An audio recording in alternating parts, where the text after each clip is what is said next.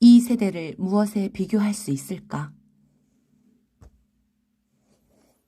예수께서 믿지 않는 유대인들을 향해 책망과 경고와 탄식의 말씀을 하셨다. 그들의 무반응하고 냉담함과 천박한 변덕성을 나무라셨다. 무정한 그 시대 상황은 곧 우리의 시대를 반영하고 있다.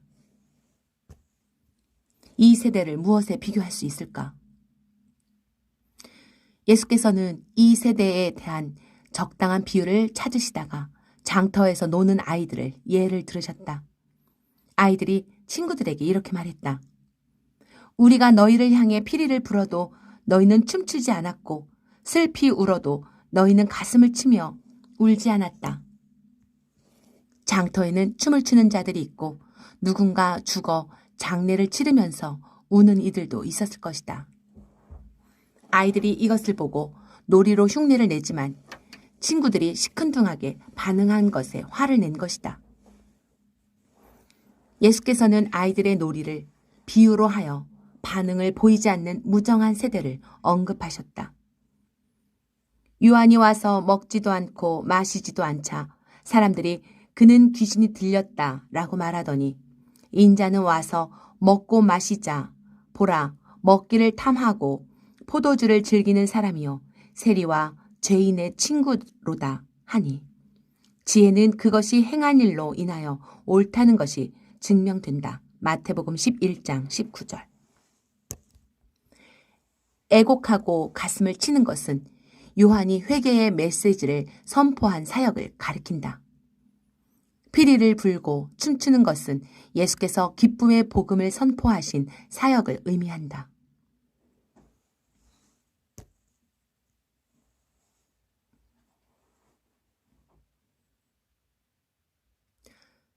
마지막 세대는 어떤 경우에도 잘 반응하지 않는다. 냉담했으며 비방하고 공격함으로 믿지 못하게 분위기를 확산시킨다.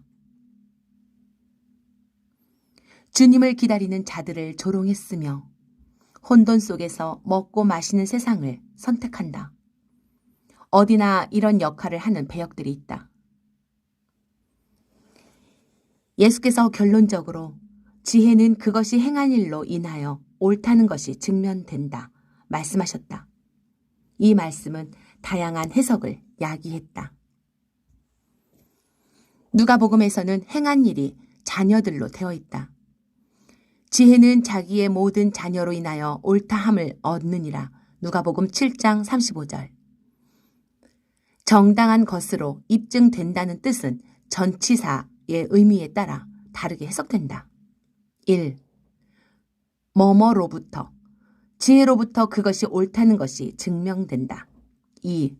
뭐뭐로 대항하여, 자신들을 지혜의 참 자녀들로 여기는 바리새인들을 반대하는 의미가 된다. 3. 뭐뭐 관계없이, 지혜는 그들과 별로 관계없이 그 정당성을 얻는다. 4. 뭐뭐의 편으로부터, 지혜는 주님 자신과 세례 요한 그리고 그의 자녀들에 의해 정당하게 이행되는 것으로 해석된다. 주님과 요한의 행동을 비난한 이 세대의 변덕성과 너무 대조적으로 주님과 요한의 행동을 가치 있게 여기신다. 지혜는 그 행한 결과에 의해 옳게 인정함을 받게 된다. 이 해석이 적합할 것 같다. 이 세대의 무정함은 계속하여 냉담한 마을로 이어진다. 예수께서 가장 기적을 많이 행하신 고라신, 벳세다, 가버나움이 회개하지 않았고 그리스도를 배척한 것이다. 갈릴리 바다 주위에 있던 모든 마을들이 주님을 거부한 것은 아니었다. 땅에 떨어진 씨들이 내 종류로 반응했던 것처럼 복음이나 메시지에 반응하는 자들은 다양한 모습을 하고 있다. 예수의 사역을 목격할 수 있는 특권을 누린 자들이 반응에 실패함으로 준엄한 심판의 대상이 되었다. 예수 그리스도의 복음을 거절한 자들은 물론이고 복음의 진정한 의미에 순종하지 못한 자들도 현실에 안주한 채 그의 삶을 변화시키는 못하는 것은 이 세대의 특징이다. 따라서 이 세대는 종말론적 심판의 대상을 상징한다. 심판의 날에 있을 대조적인 운명이 그들을 기다리고 있다. 무정한 시대, 슬프고 답답한 일이다.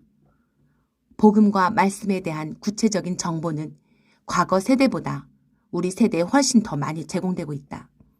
그럼에도 불구하고 우리조차 올바른 삶에 실패한다면 더 큰 심판을 피할 수 없을 것이다. 이것이 그리스도께서 이 세대를 보시는 대비적인 시각이다. 그리고 이 세대는 사라지지 않고 비슷한 상태로 계속 이어져 간다. 하나님을 위해 투자하는 수준은 신자들마다 다르다. 12 제자와 바울은 맥시멈 기준으로 살았던 사람들이다. 필자도 최대 기준으로 살지 못하지만 포스팅은 거의 최대 기준으로 작성한다. 수용하는 수준은 독자들에게 달려있다. 그들이 행한 대로 보상을 받을 것이니 뒤에 온다고 탓할 이유는 없다. 주님이 미리 말씀하신 대로라면 우리 세대는 노아의 시대와 같다. 회개하지 않는 완악함이 우리 세대에 있다. 심지어 고의로 회개하지 않도록 가르치는 것이야말로 가장 큰 죄라 말할 수 있다. 피리를 불어도 춤추지 않는 이 세대. 슬피 울어도 가슴을 치며 회개하지 않는 이 세대. 심판날에 소돔 땅이 너보다 견디기 쉬우리라. 소돔의 악명이 높지만 가버나움이나 마지막 세대보다 견디고 쉬울 것이다. 그러나 그들이 아무리 악했더라도 회개하였다면 그 도시들이 남아 있었을 것이다. 그래도 들을 귀가 있는 사람들은 들을 것이다.